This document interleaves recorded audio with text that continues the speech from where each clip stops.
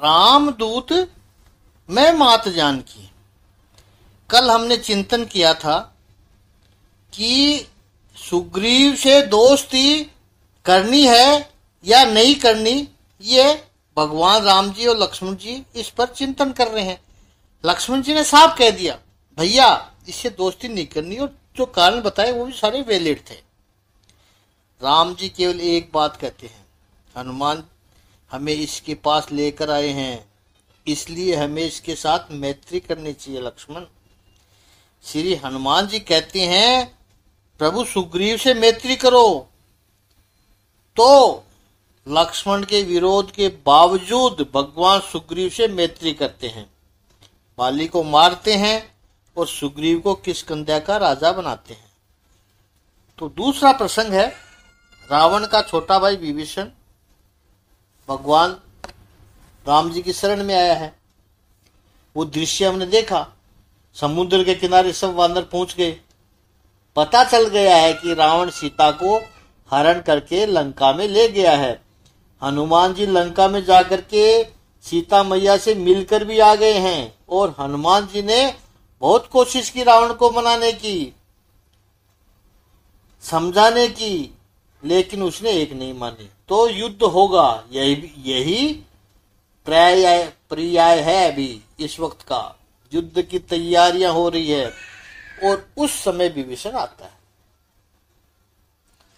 भगवान श्री राम जी का शरणागत होने के लिए आता है विभीषण। सभी की मीटिंग होती है, इसको शरणागत के रूप में ले या ना ले। जाम्बवंत जी, नल, नील, सुग्रीव, अंगद, हनुमान जी है, उसमें लक्ष्मण जी भी है। सभी मुख्य नेता श्री हनुमान जी को छोड़कर सभी का अभिप्राय यह है कि इसको शरण में नहीं लेना चाहिए। राक्षस लोग है, और सबसे बड़ी बात है रावण का भाई है प्रभु। ये क्या पता जासूस बनकर आया हो, और शरण में लेना है तो जब तक युद्ध चलता है इसको बंदी बनाकर रखो। युद्ध पूरा हो जाए, हम रावण पर जीत प्राप्त कर लें, बाद में इसको शरण में ले लेंगे, लेकिन अभी नहीं लेना चाहिए, क्योंकि उसकी भूमि में हमें जाना है युद्ध करने के लिए, और दुश्मन के भाई को ही हम अपना निजी सलाहकार रख लेंगे तो यह बहुत बड़ी रिस्क, बहुत बड़ी भूल साबित हो सकती है। प्रभु कहने का आशय, सभी का अभिप्राय यही था कि नहीं लेना चाहिए विभीषण को अभी। भगवान श्री रामचंद्र जी ने हनुमान जी की ओर देखा, मानो पूछ रहे हो, और श्री हनुमान जी ने आंखों के इशारों से ही कह दिया, प्रभु इसे स्वीकार कर, ये आपका भक्त है, मैं लंका में उससे मिलकर आया हूं। आंखों ही आंखों में श्री हनुमान जी ने प्रभु को बोल दिया। मोस्ट लॉजिकल बात थी, मोस्ट रैशनल बात थी। इतने सारे लोगों का अभिप्राय था, उसको छोड़कर केवल एक हनुमान जी के इशारे पर भगवान श्री रामचंद्र जी ने विभीषण को अपने निजी सेवक के रूप में, अंतरंग सखा के रूप में, एज ए क्लोज एड, एक करीबी सहयोगी के रूप में स्वीकार कर लिया है। तो यह श्री हनुमान जी की महिमा है। राम दुआरे तुम रखवारे, होत न आज्ञा बिनु पैसारे। श्री हनुमान जी रामचंद्र जी के द्वार पर रक्षक हैं। कोई भी साधक श्री रामचंद्र जी के द्वार पर आए, अब कई संत चिंतन करते हैं कि राम के द्वार पर क्या रक्षा करनी होती है, क्या भगवान राम जी स्वयं समर्थ नहीं है? तो राम जी की रक्षा श्री हनुमान जी करते हैं। नहीं, ऐसा नहीं है। इसका अभिप्राय यह आया कि राम द्वार पर जो साधक पहुंचा है उसकी श्रद्धा की रक्षा श्री हनुमान जी करते हैं कि अब वो यहां से निराश होकर न लौटे, वो प्रभु रामचंद्र जी से जुड़ा रहे। ये आस है। ये भी है, एक और आशय भी है कि जो भी राम जी का द्वार है वहां श्री हनुमान जी रक्षक है। अब हमें यह देखना है कि क्या हमारा घर राम द्वार है। अगर हमने अपने घर को श्री राम द्वार बना दिया तो हमारे घर की रक्षा भी श्री हनुमान जी करेंगे। ऐसा नहीं है कि हम राम द्वार की घर के गेट के सामने अपने नाम को हटाकर श्री राम द्वार को लगा लें नेम प्लेट। उसमें कोई बदलाव नहीं करना है। इसका अभिप्राय वो नहीं है कि अपने गेट के सामने राम द्वार लिख दो। उस तख्ती को वैसे ही रहने दो, अपने नाम से ही। वो पोस्टमैन के काम आएगी, कोरियर बॉय के काम आएगी, या कोई नया आदमी आ रहा है आपका घर ढूंढता हुआ तो उसके काम आएगी। लेकिन अंतःकरण से बस ऐसा समझना है कि यह घर मेरा नहीं है, यह घर भगवान श्री राम जी का है, यह राम द्वार है। अपने घर को ही मंदिर बना लो, पक्का है।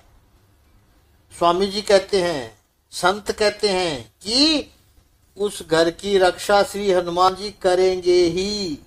इसलिए आप देखिए, जब श्री हनुमान जी ने लंका का दहन किया, पूरी लंका जल गई, एक विभीषण का घर नहीं जला, क्योंकि वो राम द्वार था। विभीषण ने अपना घर राम द्वार बना रखा था।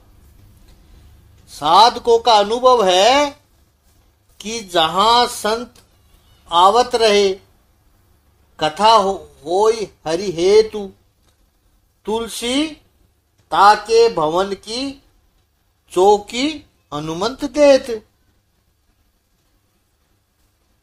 जहां संत आवत रहे, कथा होई हरि हेतु, तुलसी ताके भवन की चौकी देत, चौकी हनुमंत देत। जहां संत महापुरुषों का आना जाना रहता है, जहां भगवान लीला का ज्ञान होते रहता है, जहां प्रभु की भक्ति होती रहती है, जहां से प्रभु का संदेश समाज में पहुंचाने की कोशिश निरंतर की जाती है कि क्या क्या अच्छी बातें हम समाज के साथ शेयर करें। हम तो जानते हैं, हम तो पुस्तक या ग्रंथ भी पढ़ सकते हैं, और हम ऐसे महापुरुषों के संपर्क में भी होते हैं कि हमारे जीवन की उन्नति का मार्ग तो हमें मिल जाता है। लेकिन ये दिव्य संपदा, दिस डिवाइन हेरिटेज, समाज में सामान्य से सामान्य व्यक्ति तक कैसे पहुंचाई जाए, यह भावना जिनकी रहती है, ऐसे घरों की, ऐसे परिवारों की रक्षा श्री हनुमान जी करते हैं। राम द्वारे तुम रखवारे, होत न आज्ञा बिनु पै सारे। कबीर जी का भी बड़ा प्यारा दुआ है, हरि से जनित हेतु कर, हरिजन से कर हेत, धन दौलत हरि देत है, हरिजन हरि ही देत। हरि से यदि तू हेतु कर। कबीरदास जी कहते कि भगवान से प्रेम करने तू चला है, पता नहीं तू कब पहुंचेगा, वहां तक पहुंच पाएगा, कब तेरी योग्यता होगी, कब प्रभु तुझे स्वीकार करेंगे। उससे तो बेहतर है कि तू हरिजन से प्रेम कर। भगवान के जो हो चुके हैं, जो भगवान के भक्त हैं, उनसे प्रेम करो। धन दौलत हरि देत है। समझो कि तुम्हारे प्रेम को स्वीकार भी कर लिया प्रभु ने, कर भी लिया थोड़ा बहुत, तो क्या मिलेगा वहां से? प्रभु यदि प्रसन्न हुए तो धन संपत्ति दे देंगे, लेकिन प्रभु के भक्त प्रसन्न हुए तो हरिजन हरि ही देत। भगवान के भक्त यदि प्रसन्न हुए तो तुम्हें भगवान दे देंगे। राम द्वारे तुम रखवाले, पोतन आज्ञा बिनु पे सारे। अब अगली चौपाई लेते हैं। सब सुख लहे तुम्हारी सरना, तुम रक्षक काहू को डरना। श्री हनुमान जी जब रक्षक हो फिर डरने की आवश्यकता क्या है? हे हनुमान जी, आपकी शरण होते ही संसार के सारे सुख प्राप्त होते हैं। पहले हमने देखा कि पहले के वीडियो में भी आपने सुना होगा कि सुग्रीव और विभीषण दोनों हनुमान जी के शरण में आने से हनुमान जी ने उन्हें राजपद दे दिया, दिलवा दिया भगवान राम जी से कह के। श्री हनुमान जी की शरणागति जीवन के सारे दुखों को समाप्त करके सारे सुखों की प्राप्ति कराती है। रामायण की एक घटना से इस बात को प्रमाणित करें। घटना इतनी प्रसिद्ध नहीं है।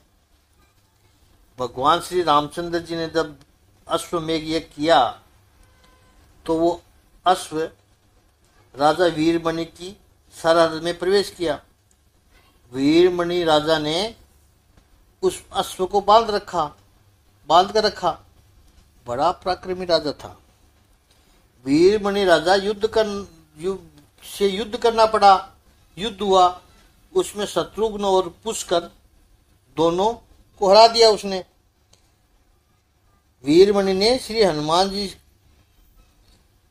हरा दिया उनको, और हरा ही नहीं दिया, वो दोनों वीर गति को प्राप्त हो गए, शत्रुघ्न और पुष्कर। श्री हनुमान जी युद्ध स्थल पर पहुंचे हैं। वहां पर शत्रुघ्न और पुष्कर ने वीर गति पाई है। तब श्री हनुमान जी वहां पर पहुंचे हैं, दोनों को मृत देखा और संकल्प किया कि यदि मैंने अखंड ब्रह्मचर्य का पालन किया हो और अनन्य भाव से श्री रामचंद्र जी की सेवा की हो तो ये दोनों पुनः जीवित हो जाए, और ये दोनों मानो सो रहे हो और जागकर उठे हो, ऐसे दोनों जीवित हुए। तुम रक्षक काहू को डरना। श्री हनुमान जी यदि रक्षा करे तो फिर डर किसका होगा? दूसरी भी एक घटना है कि ऋषि विश्वामित्र ने, ये तो बड़ी फेमस घटना है और आप सबने सुनी भी होगी, कि ऋषि विश्वामित्र ने श्री प्रभु रामचंद्र जी को आदेश दिया कि आप काशी के जो राजा है उनका वध कीजिए मात्र 3 बाण से।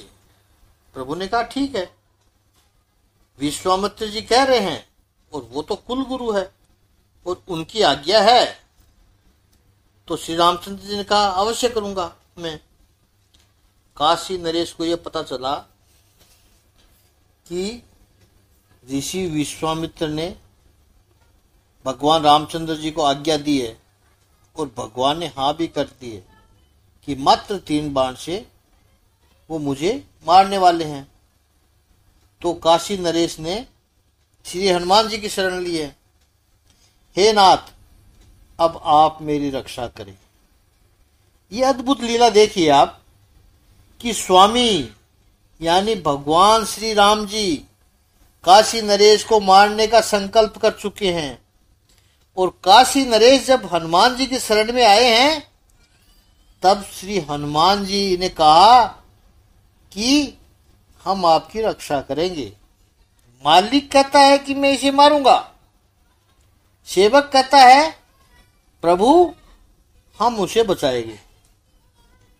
और अंत में श्री हनुमान जी की दास भक्ति से प्रसन्न हुए हैं श्री रामचंद्र जी, और ऋषि विश्वामित्र जी ने भी अपनी बात को छोड़ दिया है और काशी नरेश के प्राण बच गए। तो तुम रक्षक काहू को डरना। अब इस पर आगे और चिंतन कल करेंगे, आज इतना ही। ओम श्री सच्चिदानंद भगवान की जय। ओम श्री आनंद कंद भगवान की जय।